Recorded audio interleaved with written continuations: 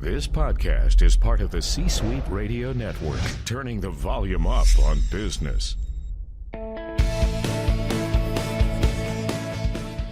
Welcome to the Business Power Hour, hosted by Deb Creer.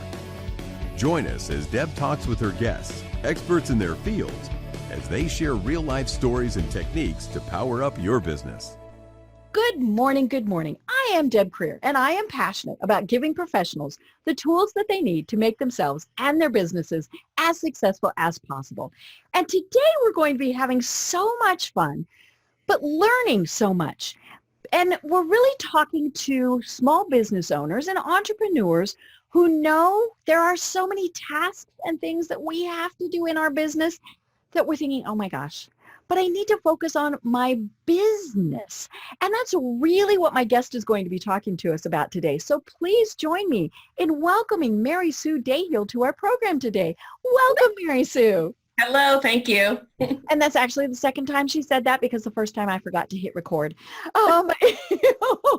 So luckily we didn't get too far down the path. We were just learning a little bit about her. So let me tell you a little bit about her, and then we'll jump right back into this. So as I said, joining us today is Mary Sue Dahill. She is the CEO of MSD Advisors.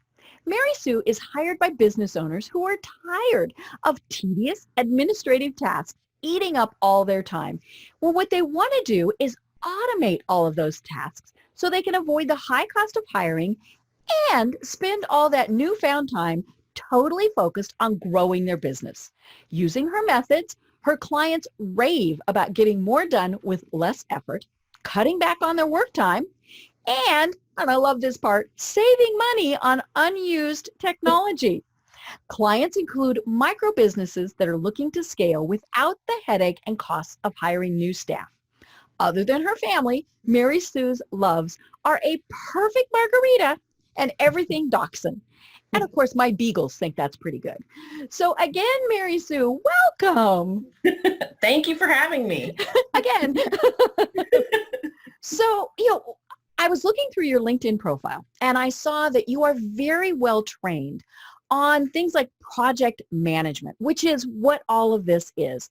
But tell us a little bit more about how it is that you discovered that this is your passion in life. Right. Yes. Well, so my background, I've always been in technology, and I actually started with an English degree. And the way I positioned myself throughout my career was like a translator between tech to the business people. Okay. In a way, that's what I continue to do today. When I first started working for myself a little over 2 years ago now, I was doing the same thing that I had been doing in the corporate world, which was technology management, project management for tech companies. Mm-hmm. And the more people I met that were solopreneurs or micro businesses, I found that the technology aspect was just overwhelming. Right. And I was enjoying it. I was one of those people. Mm-hmm. I was, playing with it. I was doing all the trials, all those sorts of things, Mm-hmm. and realized maybe I have, tools, skills, insights that would benefit other solopreneurs. And I, just started piloting it with a close friend of mine who uses, some of the best of breed technologies just to see, can I translate my corporate technology management to a really small business? Mm-hmm. And it was successful. And so I pivoted in the end of last year to focusing solely on this. Cool. And it's been an awesome ride this year. And the most important thing, which is why I'm reaching out to the different podcasts as well, is people just don't know what is available to them as small businesses. And that's what I'm trying to change. It's just the mindset. Right. We don't know that they exist, or we know that they exist and we think, oh my gosh, that's either very expensive. Right. Look at something like, say, HubSpot, that is hundreds, thousands. There are several programs that are literally thousands of dollars a month. We can't afford that. Or we think it's too difficult, and all of these various things. And so I love that you kind of sort through all of this and figure out, okay, this is what's going to work best for each client. Right. Yes. I think, the other thing when you're a solopreneur, you often are just kind of given the one solution. Right. And Somebody yeah, tells you, I use this, you should try it too. exactly. And they're thinking I use it for my business in a certain way. They're not considering how you as a business should use it.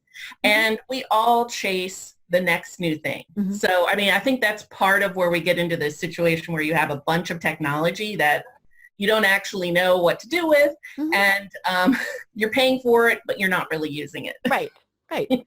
I love that part because, every time when I do my accounting, there are those things on there that I pay for, and either I pay an annual fee or a monthly fee, and I don't use it at all. Okay, so hello, throwing money out the window.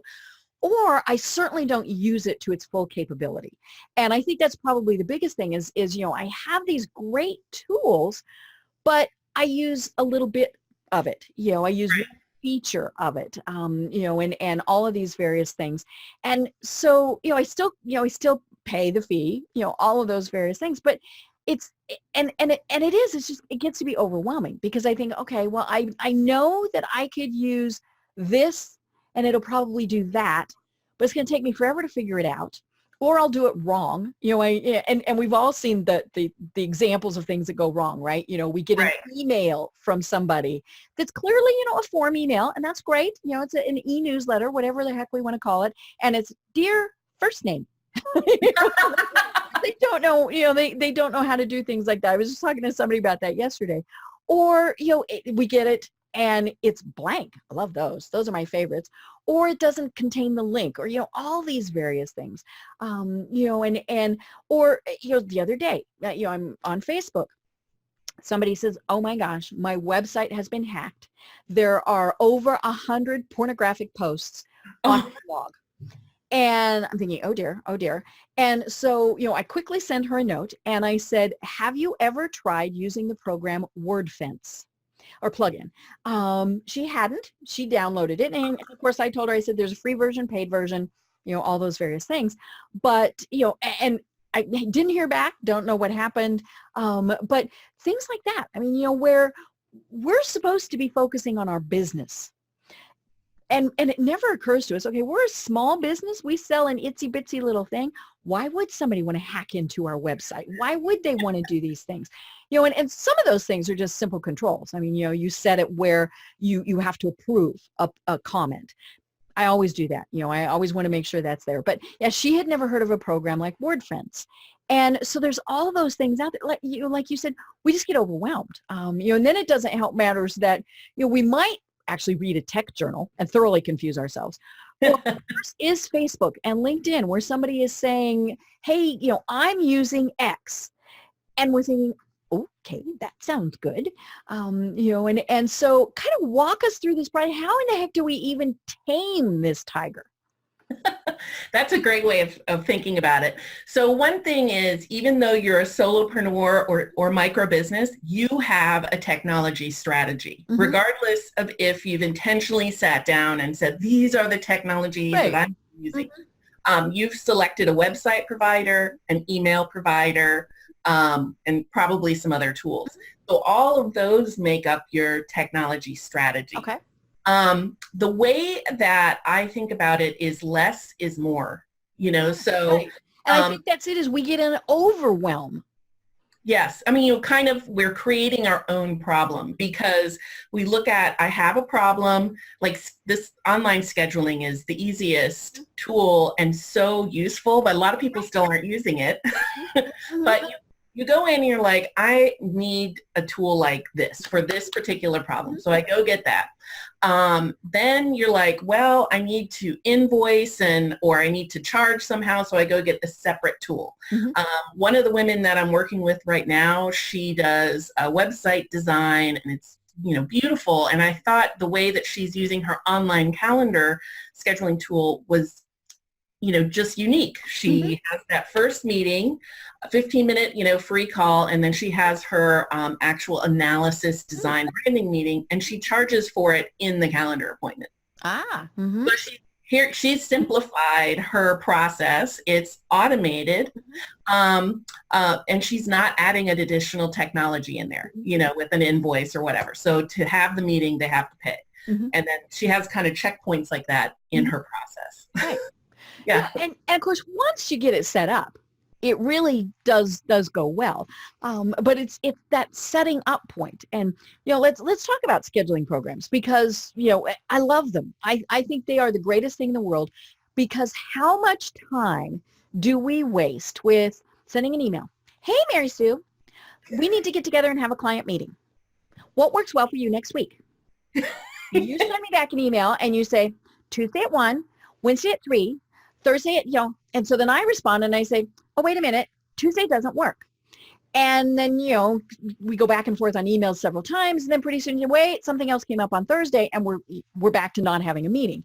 And so a scheduling program is so cool because you send a link and for most of them, you set them up with, whatever it is, online meeting, client meeting, presentation, whatever the heck it is that you're doing. You tell it the length of time, all those various things. And then they pick, right. Hey, I could pick Tuesday at 1, Wednesday at 3, comes back to me and I go, okay, I like the Tuesday option better. I select it, wham, bam, it goes back. It sends reminders. I love all of those various things, but they're complicated still. And you still have to think about, well, how many meeting events do I need? Right. How do I want to define the location? Because most of them allow you to either prescribe or set up options. Yeah. This, when you set up yours for this, it automatically sent you a Zoom link. So that saved me time because I was having to go in, set up the calendar, send you an email, and that's just right there in the calendar. Yes. Yeah. So that I think it saves what I've read is like 5 to 8 email exchanges, which just adds time, and you have to follow up and did actually respond. Well, and a big part of it is invariably you're not just sending back the email that says Tuesday at 1 works. It's like, okay, Tuesday at 1 works. Hey, and I saw on Facebook that you're trying and so then you get caught up in these conversations. And then we always have the stupid thanks. Yes. Okay. Yeah. Those emails that go back and forth.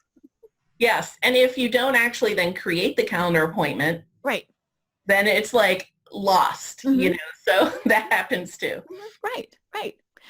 And then of course we have my favorites that, as I said, like for this for our program, I use a program, it sets that up.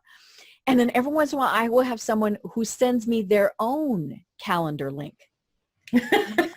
No, this is not, let's duplicate effort. So I typically don't even respond. I'm like, because the program I use will put it in Outlook, Gmail, all of those various calendar programs. And so I don't quite understand the concept of let's do it, let's send a whole nother, but a big part of it is we have to automate things. And that really is your expertise because that's where we simplify that process. We can have all of these various software programs, whatever it is, but then if we're still going in and manually using them, it really defeats the purpose. Yes. And so for really small businesses, there is definitely a big trend, and you probably see it in a lot of different tools, to have these all-in-one solutions. Right. And so websites are starting to do that, where they have, not only are they, hosting your website content, your blog, they have e-commerce connected. Some of them also have email marketing, and, WordPress is its own ecosystem.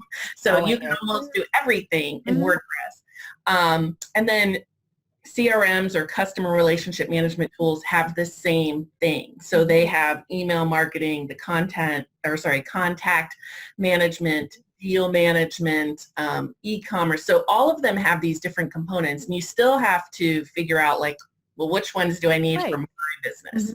Yeah. And, a free tool that I tell everyone about and what I use. So if somebody says to you, oh, you need to get this new blah-de-blah tool, you go to, it's called G as in George, to the number.com, G2 Crowd. So it's an awesome website because it someone that is using the tool is actually reviewing all these different software. Mm-hmm. And so they also create categories. So like online appointment scheduling, you can go in there and see a foursquare of all the different tools in that category.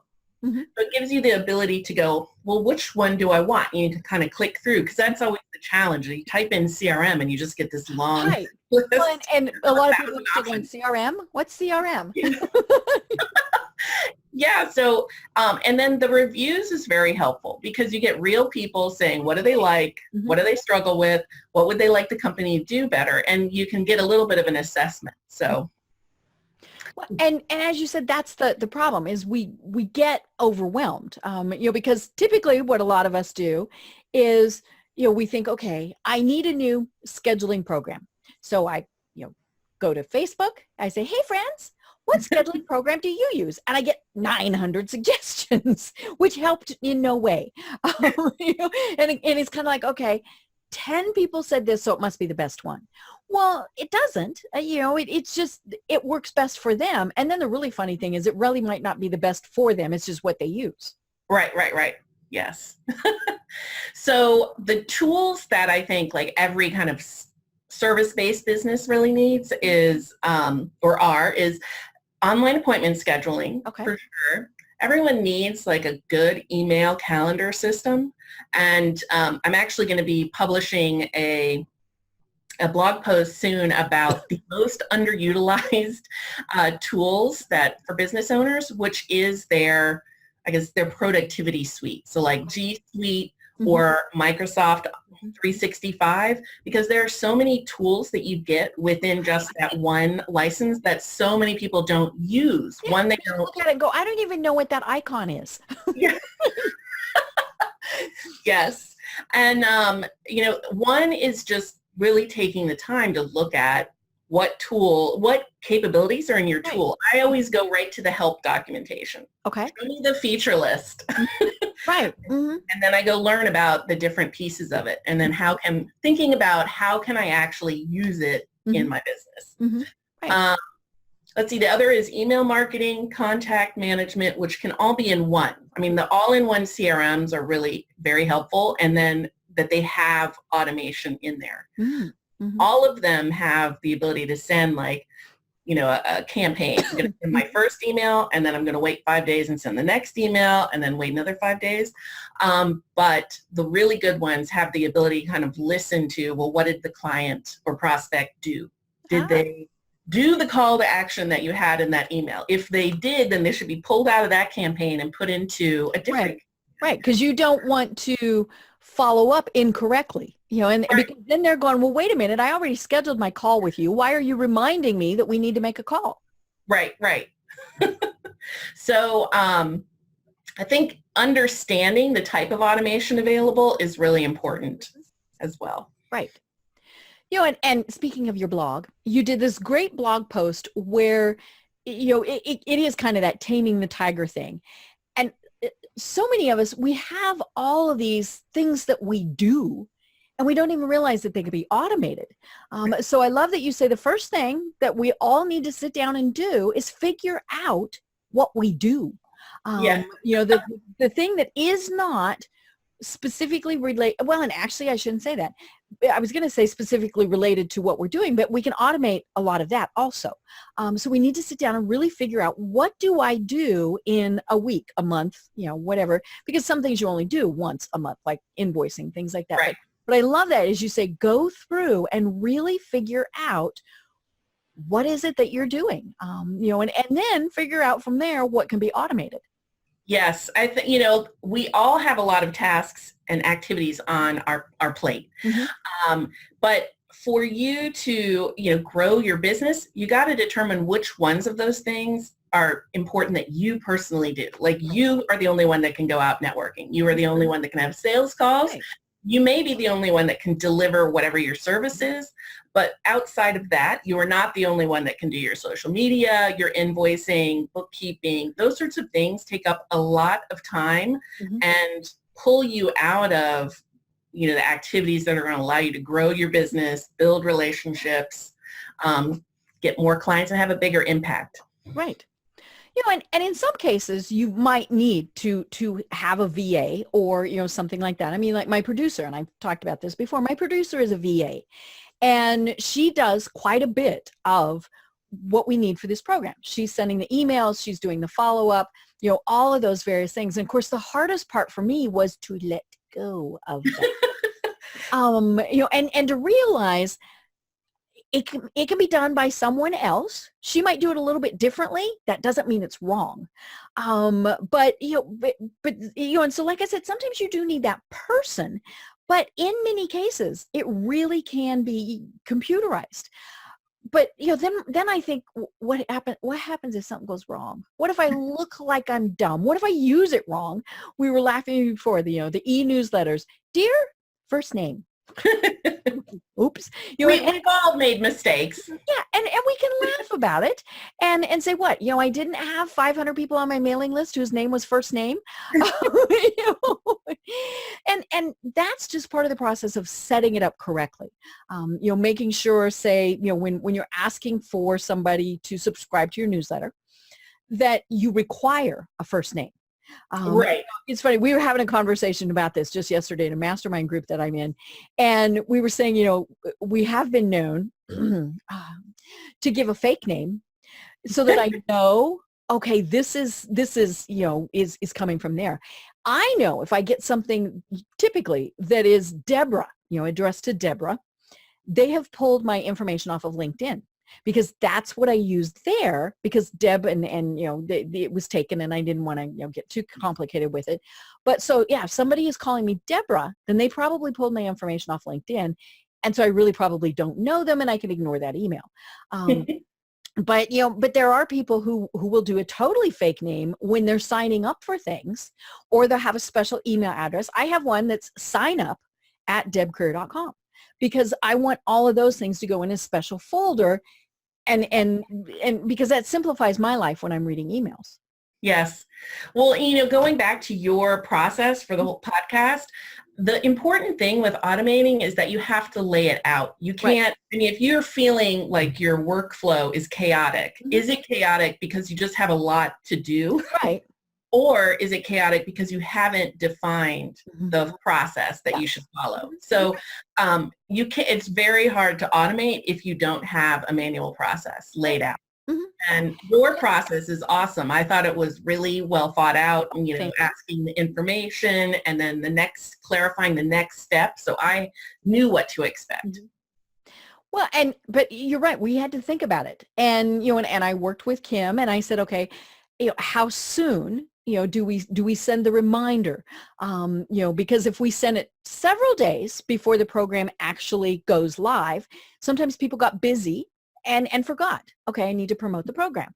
We've shortened that time period. My scheduling program also sends reminders, and so I think you get a week reminder, a day reminder, and a 30-minute reminder. It's like, and now I could send as many as I wanted, but I don't want to, that gets annoying.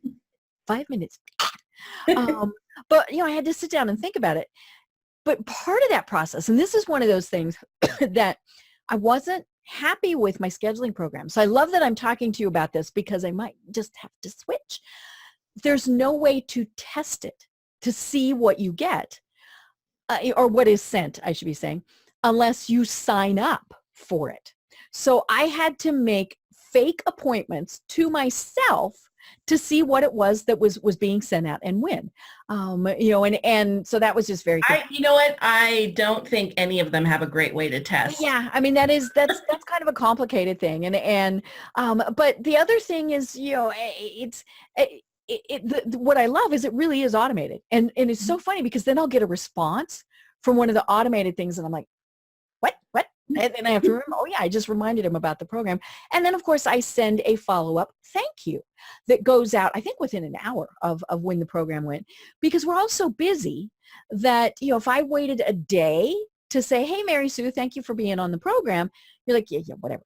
But yeah, so we do it right away. And that, of course, is the key to a lot of this is, as you said, figuring out the timing, and really sitting down and thinking, okay, when does this need, and in some cases, it might even be as finite as figuring out time of day that some of Right. these things go out.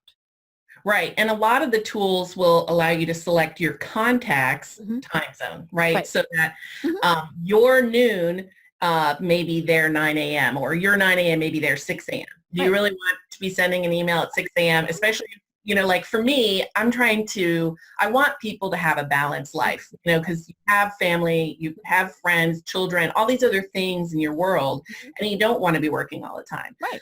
And I don't want to be sending out my emails at midnight or on Saturday or Sunday, because to me, should be your personal time. Right.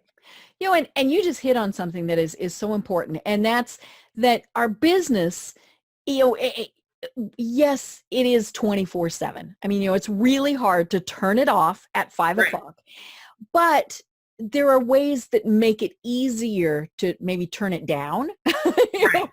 And so, we still might be checking emails, looking at a website, doing whatever, but it's kind of in the background, and we're spending time with the family. We're going to a movie, we're cooking dinner, we're doing whatever.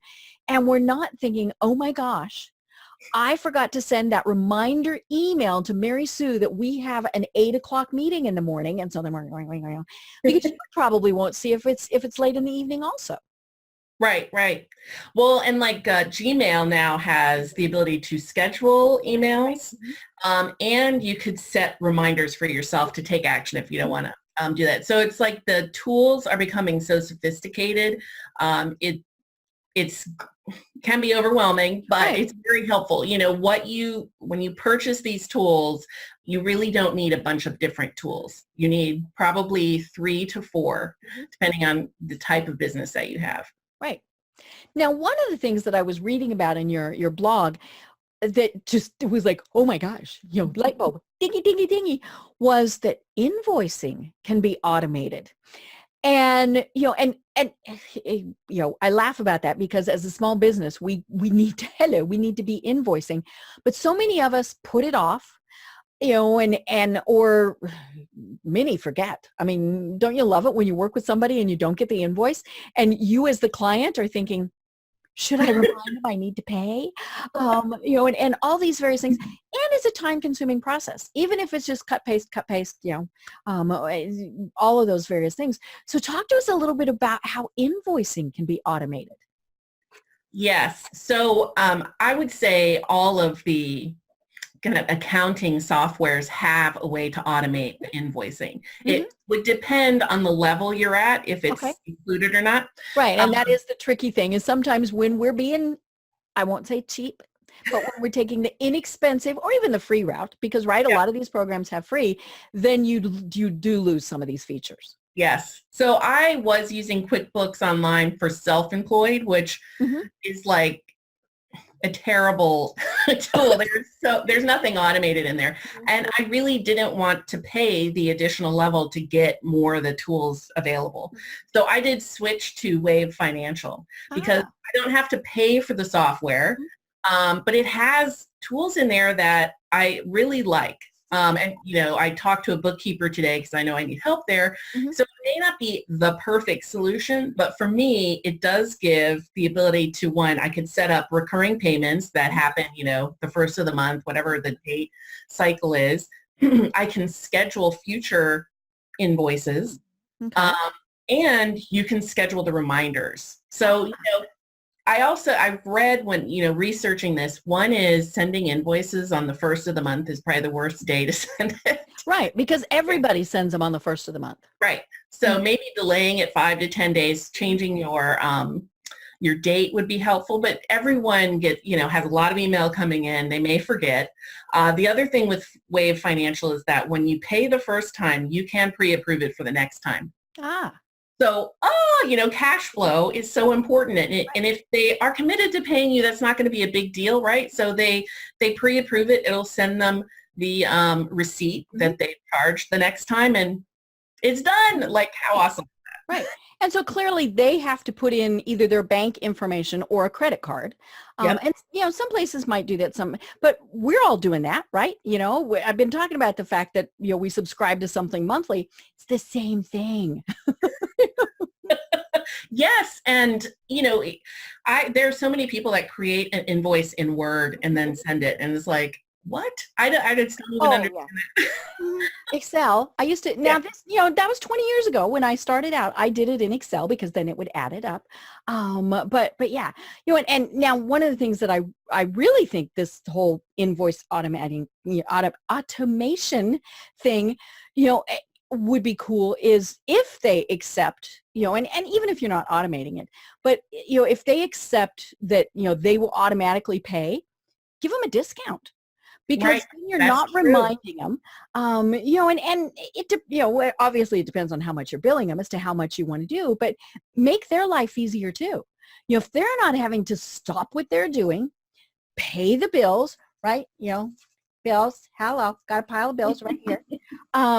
If they're not having to stop doing that and they can automate it, then why not save them a little bit of money? Yes. That's a good point. I will have to look and see if you can do a discount based on that. Yeah. I didn't think of that. Hey, I taught you something. I'm so happy. But yeah, and we like automation to some degree. It's really funny. Some stuff I still want to see the bill.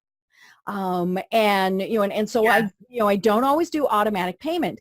But, it varies. And so the cool thing is to be able to set it up for what the client wants. Who are you invoicing and what do they prefer? And there are still going to be some, depending on what you do, that actually want you to send them a printed invoice for whatever reason. And so, okay, so that probably is going to fall out of the automation stream, but what you still need to do is have that reminder somewhere that's going to remind you, okay, you need to invoice Bob because Bob wants to get a printed invoice. Right. Yeah. The other one that I feel is super helpful and one that, a lot of people aren't using is the e-signature is another one. Or like if you have intake forms for podcasters. Mm-hmm. Right. So, or people that want to, be a guest on your podcast, but there are a lot of businesses that have intake forms, but they're all paper. They literally have them printed out and you have to fill it in by hand. But that creates such a problem downstream. One of my clients is a tutoring club. Mm-hmm. And so she needs to get a lot of information about the family, the students, and then approvals or signatures on different things related to how she's going to handle their data. And that's a legal signature. Right. That's why she needs that. Right. And, when they have it on paper, they might get one paper, but they may not get the next paper. And so it becomes this, did we get that paper? Or we got to follow up. And who's really doing that? Because where did I put it after I printed it? Yes. Mm-hmm. So that is something that we're working on is moving into forms, just a form, breaking it up so that she can know if this was actually signed or not. Right. Versus that, hers has photo release. Can they do that? And then there was another piece. I was like, make those two separate things so you can actually verify that they were completed. Mm-hmm. Right. Yeah, because there's a legal liability one probably. And then, like you said, the photo release and things like that. Yes. So the tool I like there is, one is Google Forms. Oh. Microsoft also has forms. And again, they're part of business. I know nobody knows about it, but the Google Forms can be like a survey or it can be an actual form. And it's very easy to create, multiple choice. They have different types of questions, but it all comes in and you can have it required and you can actually verify like the phone number and email is structured properly, those sorts of things. And, it's right there. And it's easy to integrate into different things. Mm-hmm. Well, and sometimes you still need some backups. But you need those, like I said, it's like the person who needs the printed copy of their invoice. And I never understand why I can't email it to them and they print it, but that's different. But like forms, I have the form for this program where I ask all this information and then I print it. Yeah. Right. Here, I can't be, trying to find it on my screen. And then I can go through and I can make notes and I can do all of those things. But technology sometimes doesn't work. I know you had problems filling out the form. Yes. And Well, it was more I like canceled it and didn't realize it. then it got confused. But those things happen, and some of them are just things like, like when you ask for someone's telephone number, depending on how you set it up, they might have to use hyphens, or Right. it doesn't want hyphens, or date fields, all those various things. And so that's where you really have to pay attention. And then of course the required and the not required fields, all of those various things. And so I do have a backup, if for whatever reason the form just won't work. And sometimes it's a security reason on their computer. They Right. have a firewall that is there. And so it's not going to matter what I do. They just can't do it. So I do have a PDF version of the form that, I set up, and you can just go through, tab through everything, fill it out. There's a button at the end that you click it and it emails it to me. So you don't have to save it, open your email, send it to me. So, it's as automated as I can get it. But, and again, as I'm thinking through the process, okay, well, some of these I do need backups for. And then, of course, the big thing is we always have to remember, who are we dealing with? Are we dealing with people who are very tech savvy, or are we dealing with people who are like iPad? PDF, JPEG. I asked somebody the other day, they were submitting something to me, and I said, I really need you to submit your photo as a high resolution JPEG. I might as well have been speaking a different language. They, and they said, can't I just paste it into the email? Okay, I'll make it work. Not really what I wanted, but we will make that work, because they really didn't know how to do it. And my goal was not to make their life difficult. So, that comes back to knowing who the people are. Are you dealing with really tech savvy people, or are you dealing with people that are like, what? Yes, I totally agree. And I do think depending, like the e-signature stuff, depending on who your client is, can be a little like, what? But what they're doing more and more with those is that they actually will then email you the completed PDF and an audit trail. Right. So, but I have, with my contracts, I actually send a PDF version ahead of time, and I say, this is what's coming to you. You can review the contract ahead of time, and then this is how you go about signing it. Right. Yeah, and again, we're making it as easy as possible for them too. Right, because they could do it on their phone on the go. That reminds me, when we bought our house here in Atlanta, it was one of those things where we ended up moving very quickly. It was a corporate relocation, yada, yada, yada. But, we're driving here from Colorado, and closing was literally the next morning. And I get an email from our realtor, and she says, you didn't fill out a certain form. Had to have it before closing. Now, closing was like at 8 a.m. So she needed it right away. I respond and I said, well, actually I knew we had the form, but it was somewhere, buried in the box. And I said, I know we filled it out. So then we went back and forth 3 or 4 times. Yes, you did. No, you didn't. Yes, you did. No, you didn't. And then she said, okay, I will send you the form and you can do the e-signature. And I was a little perplexed. Now this is 7 years ago. So technology was a little bit different at that point. She literally told me, go to a computer. And I said, you're not getting the point that we're driving the moving van. My computer is in pieces in somewhere. Yeah, and let alone the Wi-Fi and connectivity. I know. And so then she says, okay, well, we'll send it to your phone. Well, okay, I had a smartphone, and so I could do that. But then she hadn't set up the form right. And so when my husband did the e-signature, it automatically put his signature in my box, and I couldn't override it. So I said, and, we're going back and forth about this whole time. And, we'd had to pull off at a truck stop because, bleh. And so then I get an email from her, you didn't do this right. and she's, and I said, it didn't let me, your form isn't right. She nipped at me a couple more times and then I'd had it. And my next email to her was, You either find the form we have already filled out or the deal is off. We'll find another house. I mean, I was that mad. And, and my point is, when we're dealing with people who are paying us $10 or thousands of dollars, keep them in mind. This is not, let's see how complicated we can make this for people. And so, of course, the big thing is test it yourself. Does it work? If you're sending a PDF file, can you fill out all the places?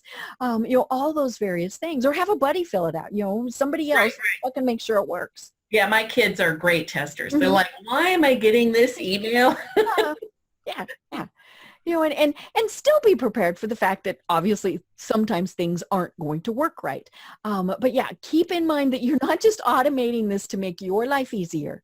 You're automating it to make things easier for your client also. Right. Well, and one of the things that I get pushback on from people is that haven't automated, they're a little less comfortable with the technology, is that they feel like automating is so impersonal. Mm-hmm. Yes. And I'll be honest, that is exactly one of my drawbacks, is I think, well, it's not as personal as I would like it to be. Right. And, there is a little bit of that. I totally agree. But I think if you're not following your process, or you can't because you just have too much going on, and when you started and you had 5 clients, you could do all the little touch points that you wanted to do. But now that you have 20 or however many coming in, you can't. Mm-hmm. And so it may be less personal, but you're actually delivering your intentional client experience that you want. And I think that's a little bit of the trade-off that you have. And also with automating, you don't want to over-automate. So everything, you can still automate a task that says, Deb, don't forget to just call this person and do, in-person follow-up. So those are things that you can interject in there so that it's not just a robot doing. And your emails can still be very personal and include components of it that make it, not feel like just a robot. But there is that drawback that a lot of people struggle with. Yeah. Well, one of the other things that can definitely be automated that a lot of people don't take advantage of is social media posting. I go and it's funny. I go back and forth about it, and I have some stuff automated. It's funny. I use Buffer, and you say, "Oh, Buffer's not one of the good ones," so we must chat. But there and the technology goes back and forth, and part of that is because social media goes back and forth. Facebook doesn't like some, it's always funny. We give Facebook a persona, and, Facebook doesn't always like it when things are automated, because that means you're not in Facebook.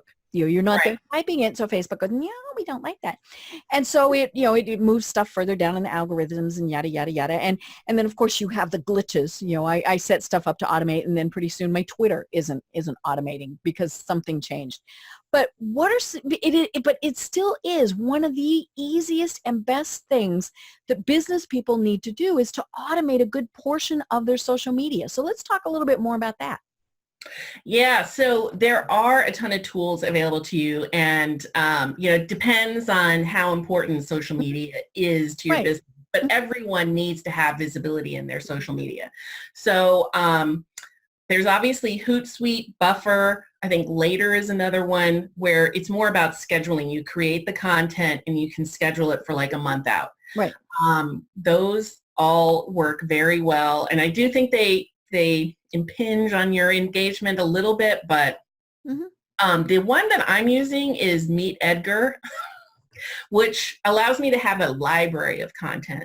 So, and I'm always adding into it. So I have categories for different type of content that I'm posting, and maybe like my blogs is category. Some promotional sort of stuff is another category. Just tips and things like that. So I have different categories, and I'm adding content in, and it just schedules through my content. So if I have, 20 pieces of content in a category and it's going out every week, then in 20 weeks, it may actually re-loop that content. Right. Is that bad? They don't remember that they saw something 20 weeks ago. And if they did, they got way too much time on their hands. Right. So again, I'm doing a trade-off. Yes, I need to have social media, but is it so important that every single thing is a unique piece of information for me? No. Right, right. And the things that we're talking about automating are like your blog posts. Mhm. And An so RSS that's where feed. say it's evergreen content. So you're Right. reposting articles that went out. And there's kind of, there are also some add-ins that you can put in WordPress that will just automatically do that too. But, I love the ones that are content curators. So, Mhm. I will see articles about LinkedIn, about social media, and I think, oh, that's a great article and I'd like to share it. So then I can automate that. And like you say, you can kind of build up this queue. Yes, yes. Like I don't know which other ones have it, but Meet Edgar has that, can import RSS feeds from your favorite uh, websites that you watch, and then you Right. can add in your content and make your comments. I find that super helpful because when I was doing it in Hootsuite, I would have to go out, purposely look for my Right. content, then pull it in, then type it, whereas this just sucks it in and I can accept it, add my comments, and move on. Right. And that's the important thing is it's not just going.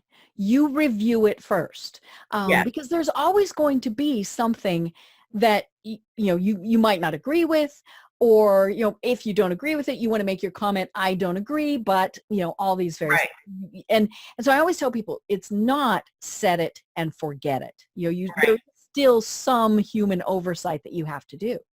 right, right, right. Totally agree. Right. And then, of course, the really important thing is you need to be monitoring if they comment, because Yeah. we've all seen the ones. And typically these are the people who are a bigger business where they never, ever read the comments. They ask a And it's question. like, really? And my favorites are the ones where I'm basically saying, oh, that sounds good. I would like to send you money. Tell me more. And then they never respond. I'm like, okay, really? And so you need to respond. If people have questions, if they have comments, all those various things, you need to be checking those out. And maybe you set a reminder that Mhm. you do it once a day. And again, part of this is the whole scheduling thing. You're watching here, and every time somebody responds, you drop everything and you go off and you deal with it. Right, right. It's once a day you deal with it. Typically people are okay if you respond within 4 hours, 6 hours, whatever. And, it obviously depends on what it is, but it is that time management that is probably one of the biggest keys to making all of this work well, and Yeah. saving your time. Yes, yes. That is something, especially as your business grows and changes, it evolves. Mm-hmm. Like that's what I'm having for myself. I'm having to reevaluate, well, how am I structuring my time so that I'm making time for the right things in the right Mm-hmm. schedule, which was totally different 3 months ago. Right. Yeah, and I mean, and that's the thing is it changes, your business changes, technology changes. Yeah, like I said, I'm going to review my scheduling program and I'm going to review my invoicing, Mhm. because what I had at the time worked great, but now there might be something better. Right. That's a great point. Yeah, it's probably the same as when you're doing your planning for the year is to take the time to reevaluate your technology because it is changing that Mhm. frequently.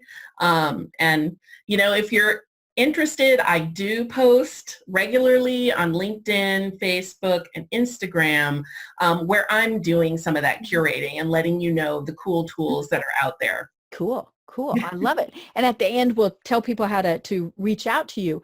And it's funny, as you were saying, you post here and here and here.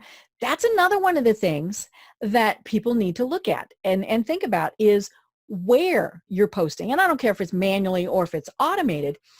If your clients, your potential clients aren't on, say, Instagram, then don't spend your time there, and or if that's what you personally like, okay, then do that at some other time, but figure out where you want to reach them and focus on that. And I'll be honest, for any business person who is not using LinkedIn, shame, shame, shame. You know? Because there's so much going on the other platforms, and I mean Facebook, great example. Because of, shall we say, the political climate, we have unfollowed, we have unfriended, we ignore posts from people that might be, and that's just a small part of their life. But then what happens is we miss the things that really might pertain. And you typically, now, there will be some times where you see some things on LinkedIn, but you're not going to see the vacation pictures, the cat videos, all of those various things. It's business, and so you can go through and really focus on business on LinkedIn. Yeah, I do like that as well.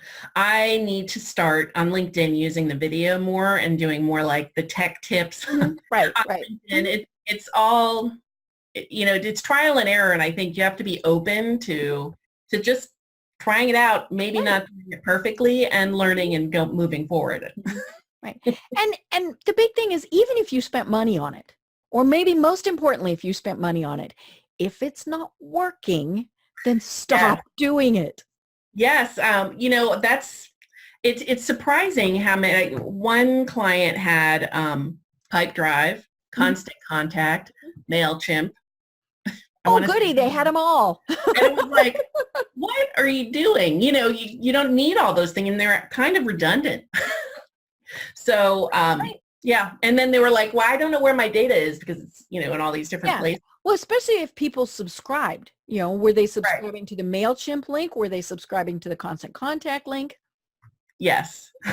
Yeah, I had a client that was like that. They in one area they used MailChimp, and in another area it was actually a third-party vendor. But we never the twain shall meet. And so we had people who were saying, wait a minute, I'm not getting your weekly emails, or I'm not getting, all of these various things. And it was because they had multiple platforms going on. Yes. Well, and we didn't talk about this tool. I'm not sure if you use it, but Zapier. No, tell me more about it. So Zapier is, what they do is they connect different technologies. And it's what the, engineers would call APIs. Okay. Which makes it seem like, I can't do that. I know. Wait, my brain just shorted out. But it's actually just a little visual editor where you say, I want to connect my MailChimp to my Google form, and maybe the vice versa. Okay. I'm going to have somebody fill out a Google form, and then I want them added into my MailChimp mailing list. And so Zapier will do that for you. And it's pretty simple to set up. And they have a free level, and then the next level isn't too much more. But once you start using Zapier, it's kind of like, I can do a Zap for that. Yeah. I can do a Zap for that. Well, and you just said something I want to emphasize again. If there's a free version, try it first. Yes. And get familiar with whatever the tool is. Then if you need to pay, you're already familiar with it. Don't pay first, even if it's just that you can try it for free for a month. But then the important thing is, and I'm guilty about this, I sign up for the free month. And then you forget to turn it off. Use it, right? And so, then I noticed, wait a minute, I've been being billed for this. So I always like the ones that don't force me to put in a credit card. Yes, I actually don't sign up for things that force me to put in a credit card. Yeah, and so, when you've got that free trial period, use it. Yes. And, how I said to look at G2 Crowd, that's one tool. I always look at Zapier too. So if I'm looking at a new tool, I'll check to see, is it part of Zapier? Because if that tool is not, then you're totally relying on the integration that it has developed. And if it hasn't developed integrations to a lot of other things, then you're really limiting yourself, and you become the integrator. You're the one taking the data from here and typing it into this one, or maybe importing with an export if it has it. But, then you are doing the work, and Zapier can take that off your plate. And it, like I said, it's a little bit of a learning curve, but it really isn't too challenging. Well, and when we're having to go back and remember things, that's where errors happen. Great example is this program. You schedule through my scheduling program. So, it was, okay, we're going to be recording this at 1 p.m. And then I would have to go in and manually go into my Zoom account, set up the Zoom meeting, send you an email. So I had to write myself a reminder. Okay, the day before, I need to send a reminder, which works until it's a Monday morning program. And then it's like, okay, do I send it on Friday or do I send it on Sunday? And And, heaven forbid that I'm on vacation or sick or just have a senior moment and I forget to send it. When they integrated Zoom into my scheduling program, I'm like, and, and we just really incorporated that. I mean, within the last couple of weeks. And so it'll be interesting to see how that works. But it's so I go to my Zoom page and there's all these things already set up. Now, if somebody says, okay, what's the Zoom link again? All we have to do is open the calendar because that's where it put it, copy the link and send it to them, or just say, hey, it's in the calendar, but yeah, to that right there save time. I mean, because that was about a 5-10 minute process, which is not a lot until you figure, weeks where I do 6-8 interviews in a week. Okay, that adds up. And then, oh my gosh, I told this person that we're talking at 1 a.m. p.m. All these various things. So I think that's maybe the other thing that we need to remember is when it's automated, it gets rid of many, most, some, all errors. Yeah, I shouldn't say all. There are still going to be some things that happen, but the typo type of errors, those things will hopefully go away if you put it in right to start with. Yes. Well, and before even I started using an email marketing tool or templates, in email, I was copying, pasting my email, right? There was definitely one time where I put I just copied it and I never changed the person's name. It was so embarrassing. But that happens because if you're trying to just do it all manually, the kids need me to take them somewhere and I'm like, I'm just going to do this one last email. And then that's when you make the mistake. Yeah. And I mean, most of the time they're, we can laugh at them, but there are times where you really could be costing yourself business. Yes, exactly.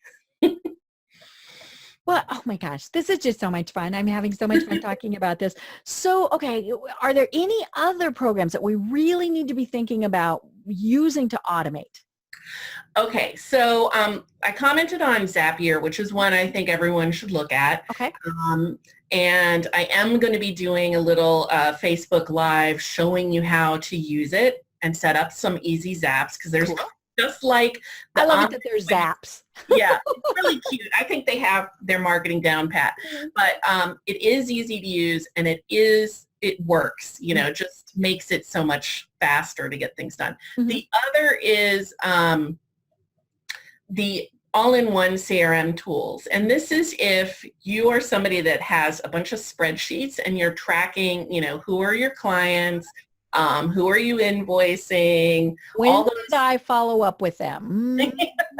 It's probably time to move into some sort of a CRM because then you're not having to duplicate data across multiple spreadsheets.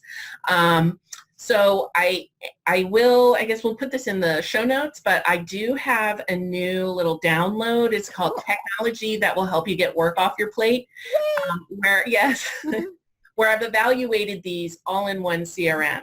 And they all have email marketing, contact management, deal management, or the pipeline, just so you can kind of visualize where people are in your sales pipeline or in your service delivery process.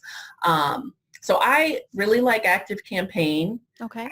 Because it is, we haven't talked about cost, but there are a ton of tools that are really priced very well for small businesses, and ActiveCampaign is one of them.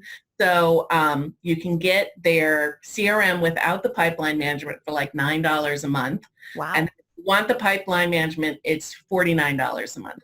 But the thing that I really love is that it comes with 25 users.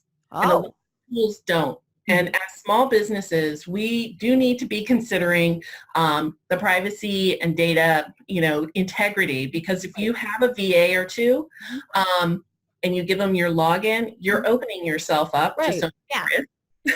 And even when they're no longer your VA, then you have to go back through and change all your passwords. Which you're never going to do. Let's be honest. Yeah. So having something that has a bunch of users allows you to just, one, give them access to only certain things. You have a little bit more a trail to see what happened. If something catastrophic happened, you can backtrack.